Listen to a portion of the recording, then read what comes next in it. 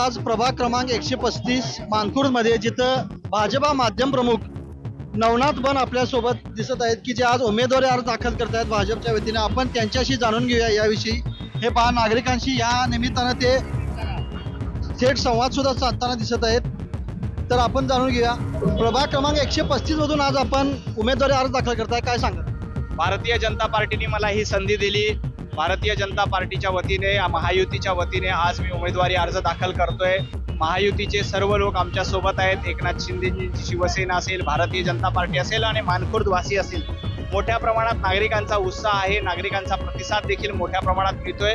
सातत्यानं मानखुर्दच्या परिसराला विकासापासून वंचित ठेवण्याचं काम समाजवादी पार्टीनं केलं.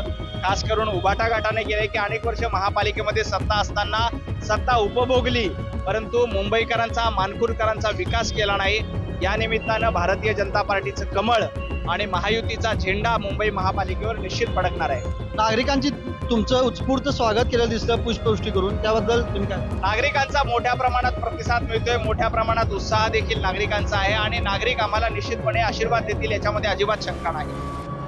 तुमची कोणती अशी धोरणं आहेत किंवा प्रभागाविषयी तुमचे काही असे महत्त्वाचे मुद्दे तुम्ही घेऊन या निवडणुकीत उतरला आहात का? मानखुर्दमध्ये गार्डन नाही, मानखुर्दमध्ये हॉस्पिटल नाही, मानखुर्दमध्ये चांगली शाळा नाही, स्वच्छता नाही, हे सगळे प्रश्न सोडवण्यासाठी येत्या 5 वर्षामध्ये महापालिकेच्या माध्यमातून, राज्य सरकारच्या माध्यमातून आणि केंद्राच्या माध्यमातून निश्चित करते. आपण बघतो की केंद्रामध्ये पंतप्रधान नरेंद्र मोदींचं सरकार आहे, राज्यामध्ये देवाभाऊंचं सरकार आहे आणि महापालिकेमध्ये भारतीय जनता पार्टी महायुतीचं सरकार आहे. या ट्रिपल इंजिन सरकारच्या माध्यमातून मानखुर्दचा विकास निश्चितपणे होणार.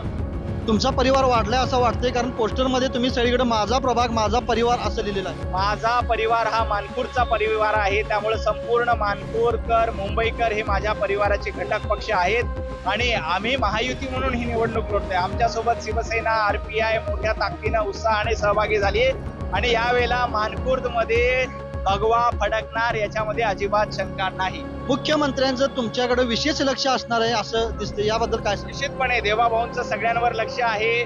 भारतीय जनता पार्टीच्या प्रत्येक कार्यकर्त्यांवर देवाभाऊंचं लक्ष असतं आणि मानखुर्दकडे देखील देवाभाऊंचं लक्ष आहे. मानखुर्दचा विकास आपण या निमित्ताने करूया.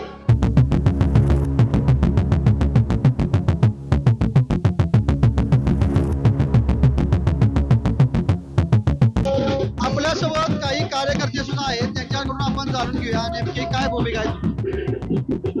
135 वार्डामध्ये नवनाथ बन यांचाच विजय होणार आहे, महायुतीचा विजय होणार आहे.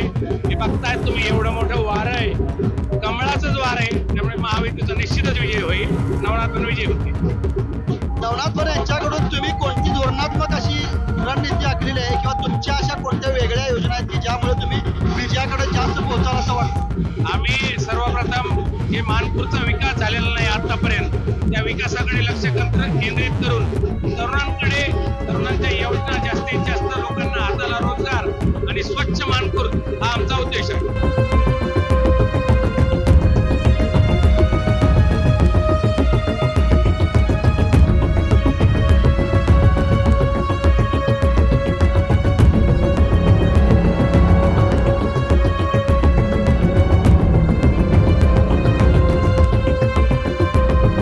आपण नागरिकांशी चर्चा करूया. काही महिला इथं सहभागी उत्स्फूर्तपणे झाले, त्यांच्याशी आपण जाणून घेऊ. काय सांगाल आजच्या या उमेदवारी अर्जाबाबत? आज 135 वॉर्डमधून नवनाथ बनजी यांना उमेदवारीचा फॉर्म भरायला आम्ही निघालो आहोत आणि त्यांचा विजय निश्चित आहे आणि त्यांच्या थ्रू या वॉर्ड क्रमांक 135 आणि मानखुर्द शिवाजीनगरमध्ये आमूलाग्र बदल होईल अशी मला खात्री आहे. तुमचे महिलांचे इथे काही प्रश्न तुम्ही त्यांच्यासमोर मांडलेला आहात किंवा काही तुमच्या दृष्टीने काही महत्त्वाचे मुद्दे तुम्ही त्यांच्यासमोर घेऊन गेलेला आहात? हो, आमचं नेहमीच एक प्रवक्ते असल्यामुळे त्यांच्याशी कॉन्टॅक्ट असतो आणि तुम्ही बघू शकता की त्यांच्या सपोर्टमध्ये आज किती महिला उतरलेले आहेत. सो त्यांना नक्कीच त्यांच्याकडून अपेक्षा आहेत आणि त्या पूर्ण होतील असं मला खात्री आहे.